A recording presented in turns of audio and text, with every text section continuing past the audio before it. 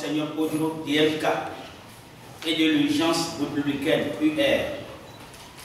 Togo, l'impossible 5e République, après le rejet historique du souverain peuple togolais, des frauduleuses élections législatives et régionales du 29 avril 2024.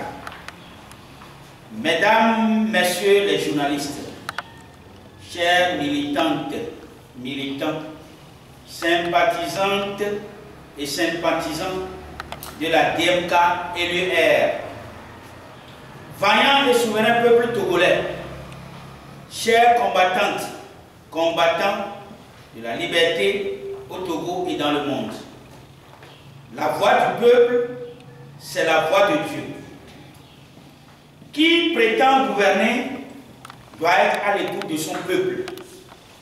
Chaque peuple véhicule toujours un message par les actes qu'il pose avant, pendant et après une élection, fût-elle présidentielle, législative, régionale ou encore locale. Il vous souvient que le peuple togolais est fatigué des élections et ne voulait plus en entendre parler. Tous les leaders le savent très bien, puisqu'avant le 22 février 2020, les Togolais ne voulaient plus se rendre aux urnes, jusqu'au jour où feu Monseigneur Philippe Fanoko Podro a pris son bâton de pèlerin pour dégager un candidat unique des forces démocratiques en la personne du feu président Gabriel Agbéomémé Mensah Kodjo. Cette implication personnelle du prélat de 90 ans à l'époque a donné encore de l'espoir au peuple togolais qui s'était levé et s'était mobilisé comme un seul homme pour porter massivement son choix sur M. Agbéomémé Kodjo, porté par la DMK. Ce scrutin présidentiel a montré de toutes les couleurs le cynisme, la cruauté et la méchanceté de ce régime uni qui n'entend pas laisser le pouvoir pacifiquement. C'est ainsi que les deux têtes de pont de la DMK, Monseigneur Philippe Fanoko Podro, patriarche de la nation et père de l'alternance, et M. Gabriel Mensah Agbéomémé Kodjo, père de la souveraineté intégrale du Togo, sitôt ont fui les affres de ce régime moribond uni pour aller mourir en exil le 4 janvier 2024 pour le premier et le 2 mars 2024 pour le second, dans des conditions troubles. Depuis ce scrutin historique qui consacra la victoire écrasante du peuple togolais, qui a une fois encore manifesté son rejet massif du régime impopulaire et criminel uni, beaucoup de choses se sont révélées au grand jour, aussi bien dans l'armée, avec l'égorgement du colonel Toussaint Bitala Madouba au camp, que du côté des civils, comme le décès du prélat Monseigneur Podro et du président Agbéomémé Kodjo. C'est dans ce contexte de crise profonde et de vive tension de contestation que le régime uni, vomi par le peuple, a décidé vainement d'enterrer le contentieux de 2020 en organisant des simulacres d'élections législatives et régionales. À ces élections, plusieurs leaders politiques de l'opposition ont pris part en pensant que le diable s'est converti en valeur et en vertu. Depuis 2021, la DMK et les compatriotes au Togo et dans la diaspora et l'ensemble du peuple togolais ont découvert que le régime uni ne mérite plus d'organiser une quelconque élection pour qu'on y participe sans les exigences portées par le camp gagnant, c'est-à-dire la DMK. Un régime vampiriste capable de carboniser les marchés du pays sans être inquiété. Un régime sanguinaire et impitoyable. C'est ici le lieu de rappeler à tous les leaders que le temps est arrivé pour écouter la voix du peuple, exprimée clairement le 29 avril 2024 avec le boycott massif manifeste. Plus de 85% sont restés à la maison. le jour du vote. Un message très puissant à l'endroit de Faure Essondina Gnassingbé et des opposants. À l'endroit de Faure Gnassingbé, le message du souverain peuple togolais à son endroit est très significatif. Comment peut-on prétendre gouverner un peuple et ce dernier massivement te rejette? Le peuple est fatigué de celui qui s'impose à lui contre son gré depuis 2005 comme président de la République, qui est insensible à ses douleurs et souffrances, qui encourage et promeut la gabegie, la concussion, l'incompétence, la corruption à grande échelle, les assassinats sans enquête. Le cas du politologue et président de Modena, Atouti Agbobli, demeure encore dans la mémoire individuelle et collective des Togolais, sans oublier plus récemment celui du colonel Toussaint Bitala Madoumba, un soi-disant président de la République qui pourchasse et contraint ses concitoyens en exil pour avoir des positions contraires aux siennes, qui est ce pseudo-président qui a perdu toute sensibilité consciente et toute aptitude de bonne gouvernance. Le souverain peuple togolais vous a dit clairement que son malheur, c'est ce régime impopulaire, champion en crimes odieux et crapuleux, champion en bourrage d'urne et en vote multiple avec des bulletins prévotés. Ainsi, le Togo est en tête de peloton avec une certification ISO 45000, en bastonnage cruel et en arrestation arbitraire et injuste.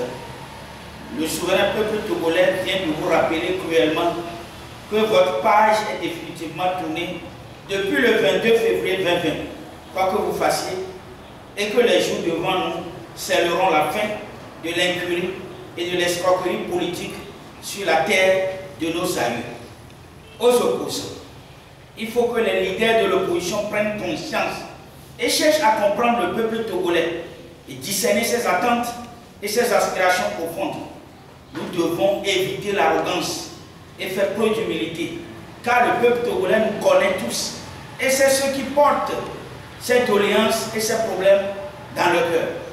Ce n'est pas ici le lieu de clamer la victoire d'un camp sur un autre. Tout simplement, ce qui s'est passé le 29 avril 2024 était une bagarre et une provocation organisée au sommet de la République et une comédie au niveau de l'opposition. Bref, le Togo a montré par ces pseudo-élections que le régime est plongé dans une honte du siècle et que pour garder le pouvoir, le régime impopulaire uni est encore prêt à se ridiculiser et à se jeter dans les caniveaux de l'histoire contemporaine. Quel avenir pour Faure Essondina Gnassingbé et sa minorité pieuse réserve pour leurs enfants et la génération à venir? Le peuple étant toujours souverain, est transcendant à tout individu, quel que soit son rang social, son pouvoir ou encore son titre. Les opposants participationnistes ont été à plusieurs reprises avertis par la DMK et l'urgence républicaine de la putréfaction et de la décomposition des élections auxquelles ils voulaient participer. Plus que jamais, la classe politique et la société civile, dans son ensemble, doivent rallier les forces patriotiques et souverainistes, de même que le souverain peuple togolais, pour faire échec à l'illusion monarchique de Faure Gnassingbé et son gang de bouddhistes. Mesdames, Messieurs les journalistes, la DMK et l'urgence républicaine remercient le souverain peuple togolais pour sa maturité et son sens élevé de responsabilité face à l'histoire. La DMK et l'urgence républicaine invitent la communauté internationale à tirer en responsabilité et en sagesse les conclusions qui s'imposent du régime massif du régime de Faure Gnassingbé et des participationnistes par l'abstention record sans précédent de plus de 85%, nonobstant les manipulations de la série. La DMK et l'urgence républicaine saluent la loyauté à la République de tous ceux qui n'ont pas cautionné l'imposture et l'escroquerie politique du 29 avril 2024 et relève son ouverture à tous les patriotes et forces souverainistes pour le triomphe de la lutte pour la souveraineté intégrale du Togo sitôt.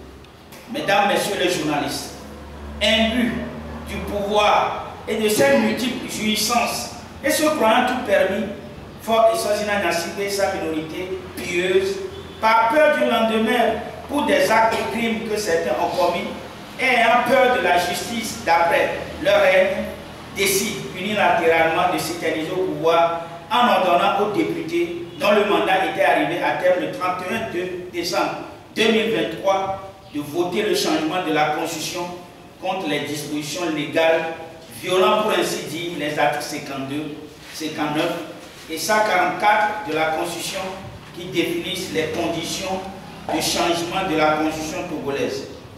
Contre toute attente, et ce malgré les protestations et condamnations de tout horizon des forces vives de la nation, des partis politiques et des organisations de la société civile, notamment les religieux, Faure Eswazina Gnassingbé a promulgué dans le mépris de la nation tout entière le dimanche 5 mai 2024 sa constitution fantôme. Ainsi, Faure Eswazina Gnassingbé pense qu'il pourra chasser la 4e République en 5e. Faut-il faire le rappel que juridiquement, les institutions frauduleuses issues du double scrutin du 29 avril 2024 ne peuvent tirer de l'égalité que de la Constitution du 14 octobre 1992, d'où l'improbable 5e République tant rêvée par le putschiste invétéré de tous les temps.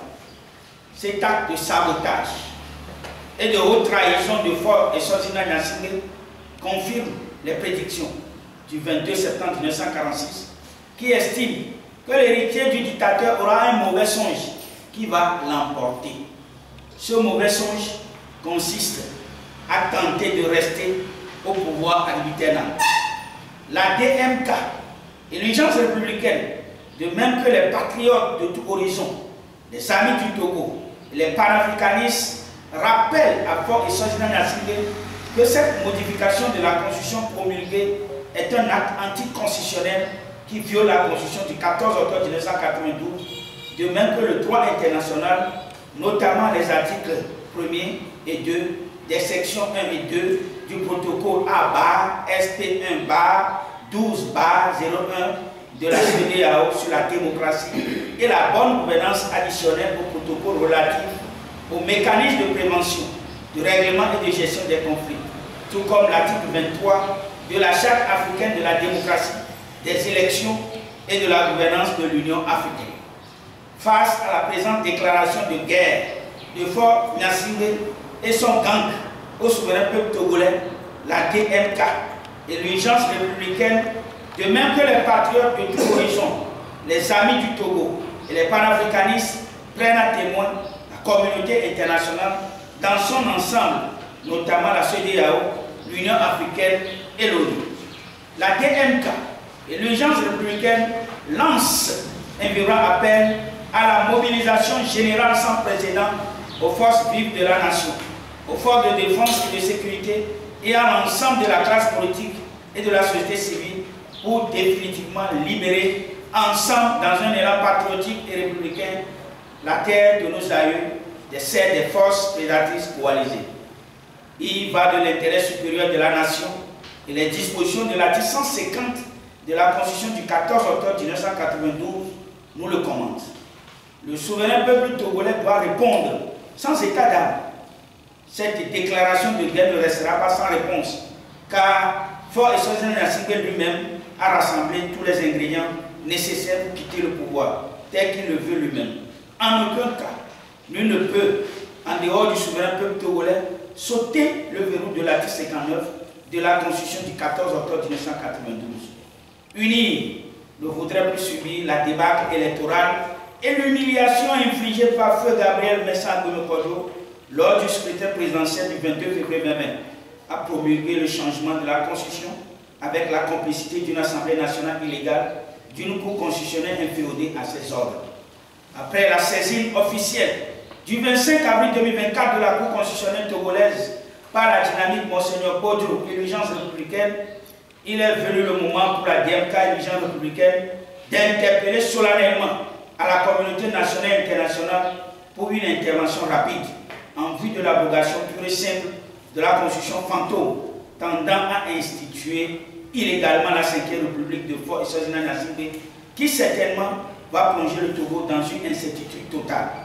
Faure Eswazina Gnassingbé, dans sa défiance du souverain peuple togolais, a violé la constitution du 14 octobre 1992, de même que le droit international, notamment les articles 1 et 2 des sections 1 et 2 du protocole A SP1-12-01 de la CEDEAO sur la démocratie et la bonne gouvernance, additionnel au protocole relatif aux mécanismes de prévention du règlement de gestion des conflits, tout comme l'article 23 de la Charte africaine de la démocratie, des élections et de la gouvernance de l'Union africaine. On ne défie pas tout un peuple. On ne décide pas unilatéralement du destin de tout un peuple. Le Togo est aujourd'hui au carrefour de toute éventualité et de tous les risques d'explosion possibles.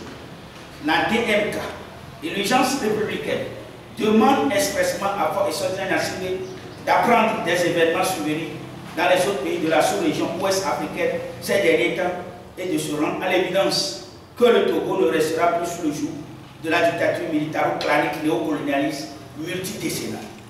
Quand les dieux veulent tuer quelqu'un, ils le rendent fou, dit-on. Les premiers à partager les fruits amers de ce changement de la constitution togolaise, c'est Faure Eswazina Gnassingbé, son entourage et son régime. Le souverain peuple togolais n'acceptera plus jamais cette énième contorsion et forfaiture, quel que soit le prix à payer. Cette forfaiture est une bombe à retardement dont l'explosion inévitable aura des conséquences dramatiques qui risquent de nous toucher nous tous. Pourquoi faire ces gymnastiques dans le but de vouloir s'éterniser au pouvoir quand tout le monde sait que votre bilan est un peu plus chaotique et catastrophique pendant les 20 ans que vous avez passé au pouvoir, marqué par la désolation des femmes revendeuses et commerçantes togolaises, la débandade des jeunes togolais laissés pour compte, la corruption érigée en mode de gouvernance dans le gouvernement et dans le camp uni, les multiples assassinats crapuleux, l'abandon total des orphelins et des veuves, le nombre croissant enregistré au quotidien des prisonniers et des exilés politiques, l'incompétence notoire dans la gestion des affaires de la cité, l'incurie et l'arrogance des prétendus cadres de l'Uni, la cruauté et le cynisme profond, la débauche et le foutage de gueule, la corruption inégalée de la justice togolaise transformée en un centre commercial et du business florissant où le plus offrant est servi, l'insécurité en complicité avec des autorités marquées par des braquages meurtriers des paisibles citoyens devant le regard inattendu de ceux-là même censés protéger la population. Une gouvernance de débauche caractérisée par des jeunes filles dépravées sur les réseaux sociaux qui narguent les honnêtes citoyens intelligents et braves parce qu'elles font partie du registre des copines, des amis et concubines sexuelles de ces babouses de Uni. Fort de ce qui précède, la DMK et l'urgence républicaine demandent à Faure Eswazina Gnassingbé ce qui suit. 1. Son départ pur et simple, pas d'émission, en tirant les conclusions nécessaires des scrutins du 29 avril 2024 qui viennent confirmer le plébiscite du 22 février 2020 de la DMK par le souverain peuple togolais. 2. Le respect des dispositions de l'article 59 de la Constitution du 14 octobre 1992, d'où le rétablissement pur et simple de la dite Constitution. 3. La convocation sans délai des assises nationales de refondation éthique de la République en vue de la mise en place rapide d'une transition devant ramener la confiance dans le pays. La DMK et l'urgence républicaine en appellent à tous ceux qui sont à la manette et aux commandes des atrocités, des barbaries, des actes de répression, de torture, d'injustice et de représailles des populations dans le seul but de protéger sur les individus Faure Eswazina Gnassingbé, qu'ils ne seront pas protégés par ce dernier quand il ne sera plus au pouvoir. Chacun sera seul devant ses responsabilités. Les Togolais connaissent ceux qui les défendent et ceux qui les torturent au quotidien. Advienne que pourra, le souverain peuple togolais sera libéré absolument et chacun doit se tenir prêt. Le Togo est confronté ici et maintenant à une seule urgence, faire échec par tous les moyens au coup d'État constitutionnel et à l'imposture d'une 5e République fantôme aussi improbable que la monarchie des Gnassingbé sur la terre de nos aïeux. Levons-nous tous, ensemble comme un seul homme, comme nous le recommande notre hymne national pour l'émergence glorieuse du Togo, phare et or de l'humanité. Je vous remercie.